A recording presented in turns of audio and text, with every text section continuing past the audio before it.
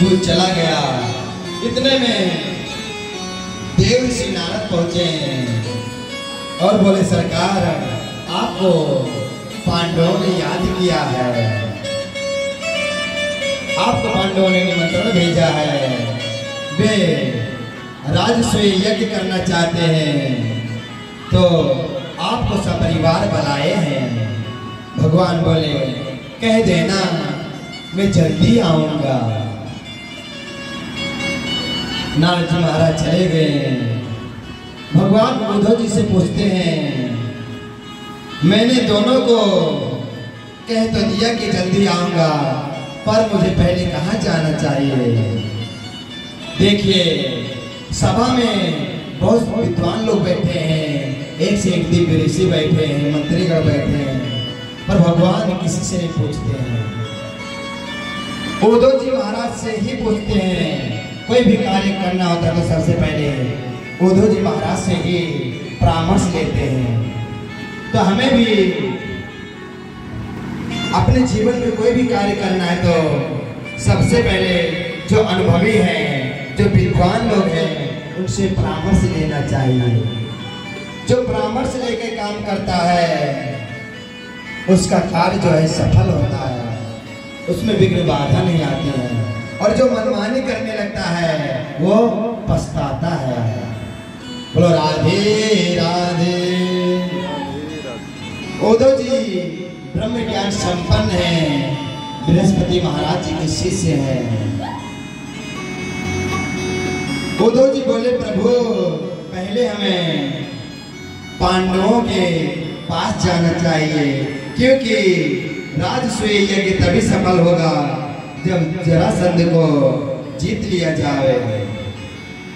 भगवान सपरिवार इंद्रप्रस्थ पहुंचे। पांचों पांडव परिवार के साथ गाजे बाजे के साथ भगवान द्वारकाधीश श्री कृष्ण का दिव्य भव्य स्वागत किए। भगवान सबसे योग्य मिले। भगवान अर्जुन को साथ लेकर एक दिन खांडव वन में गए और वहां पर अग्निदेव को तृप्त किया। भगवान पांडवों की प्रसन्नता के लिए कई महीनों तक इंद्रप्रस्थ में ही रुके रहे।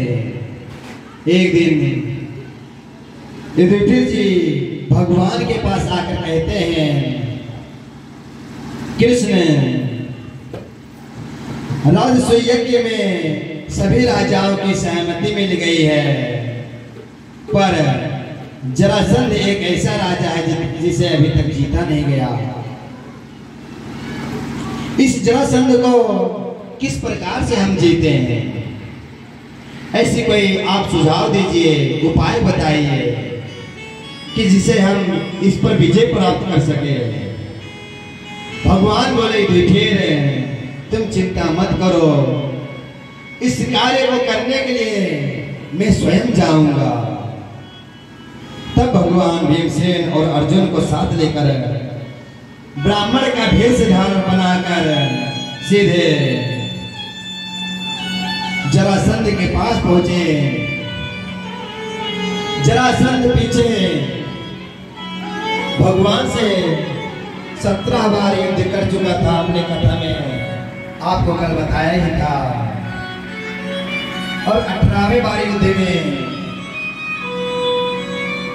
ब्राह्मणों को यज्ञ अनुष्ठान में बैठा के आया था, तो ब्राह्मणों के आशीर्वाद से विजय प्राप्त कर लिया था। तो ब्राह्मणों का अनन्य भक्त बन गया था। ब्राह्मणों के मांगने पर वह अपने शीश को भी दान करने में सामर्थ्य था। इतना बड़ा ब्राह्मण भक्त था। तो भगवान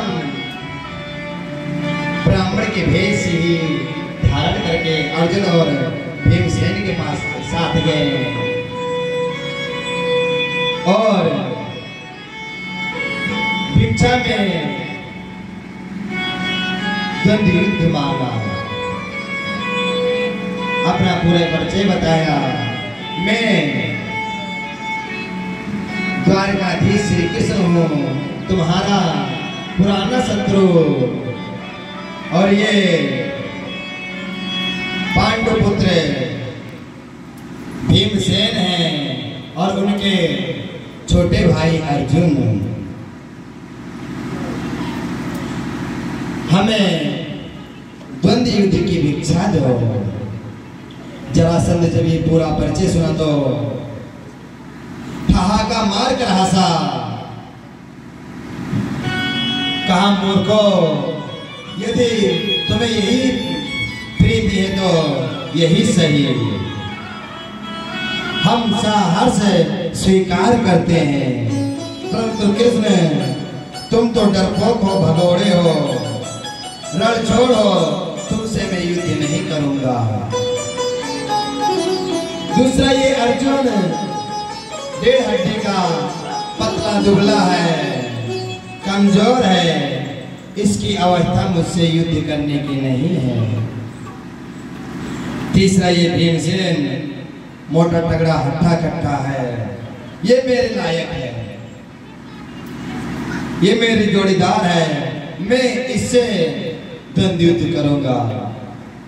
ऐसा कहकर जरासंध एक गदा भीमसेन को दिया, एक गदा स्वयं ने लिया और अखाड़े में कूद पड़ा। दोनों में भयंकर द्वंद्व युद्ध होने लगा। दोनों वीर भिड़ गए। दिन भरी युद्ध होता है, रात्रि में विश्राम। रात्रि के समय जरासंध अतिथि पूर्वक अतिथि सत्कार तीनों का करते हैं, बढ़िया से खिलाते पिलाते हैं और दिन भर युद्ध चलता है। इस प्रकार से युद्ध करते करते 27 दिन बीत गए। बोलो जय जय श्री राधे। भीमसेन महाराज भगवान द्वारकाधीश श्री कृष्ण के पास आए और बोले, प्रभु यदि कल युद्ध मैंने और किया तो ये जरासंध मुझे मार देगा। ये तो परास्त ही नहीं हो रहा है, कोई उपाय बताओ। भगवान द्वारकाधीश श्री कृष्ण कहें, कल जब तुम युद्ध करना तो मेरे तरफ देखना, मैं जैसा इशारा करूंगा वैसे ही करना तुम। अगले दिन युद्ध हुआ तो भगवान एक तिनका लिए और बीच से फाड़ कर विपरीत दिशा में फेंक दिए। भीमसेन ने भी जरासंध को पैर पकड़ा था जरासंध का और बीच से फाड़ कर विपरीत दिशा में आधा आधा भाग फेंक दिया। शहीद जरासंध का उद्धार हो गया। बोलो जय जय श्री राधे। जरासंध की मृत्यु हो जाने पर वहां प्रजा में हाहाकार मच गया। भगवान सबको समझाएं और भीमसेन का आलिंगन किया, उनका दिव्य स्वागत किया। फिर भगवान ने जरासंध के ही पुत्र सहदेव को राज सिंहासन पर विराजमान कर दिया और जरासंध के कैद में जितने भी राजा थे सबको बंधन मुक्त कर दिया। सभी राजाओं ने भगवान द्वारकाधीश श्री कृष्ण का दिव्य स्तुति गान किया। कृष्णाय वासुदेवाय हरे परमात्मने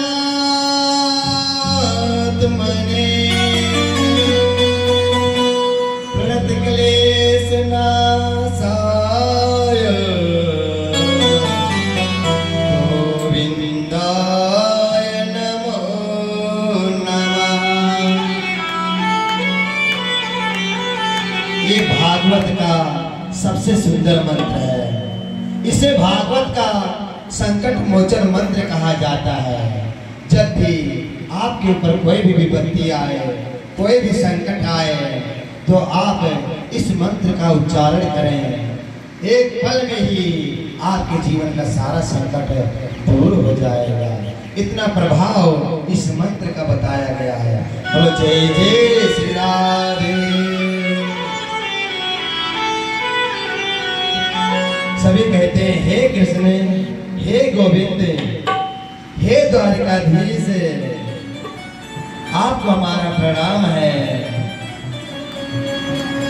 सुखदेव बाबा कहते हैं राजन, पांडवों का राजसूय यज्ञ प्रारंभ हुआ और उस यज्ञ में पहली समस्या खड़ी हुई कि प्रथम पूजा किसका किया जाए। तो सहदेव ने भगवान श्री कृष्ण का नाम प्रस्तावित किया। बाबा भीमसेन ने, बाबा भीष्म पितामह ने उसका अनुमोदन किया। सभी ने स्वीकृति दे दी और जो ही भगवान का प्रथम पूजा प्रारंभ हुआ कि शिशुपाल मिलाकर खड़ा हो गया। ये वही द्वारकाधीश श्री कृष्ण है जिसकी बदौलत में अपने शादी में दुल्हा बनते बनते स्वयं दुल्हन की डोली में बैठ के आ गया। इसके चक्कर में मेरा विवाह नहीं हुआ, ये मेरे पत्नी को भागा के ले गया, हरण करके ले गया। आज अच्छा मौका मिला, मैं इसको छोड़ूंगा नहीं। शिशुपाल भगवान को गालियां देना प्रारंभ कर दिया और ऐसे भगोड़े को तुम प्रथम पूजा के अधिकारी बना रहे हो। ये किस तरफ से यहाँ प्रथम पूजा करने लायक दिख रहा है। ये प्रथम पूजा करने योग्य है।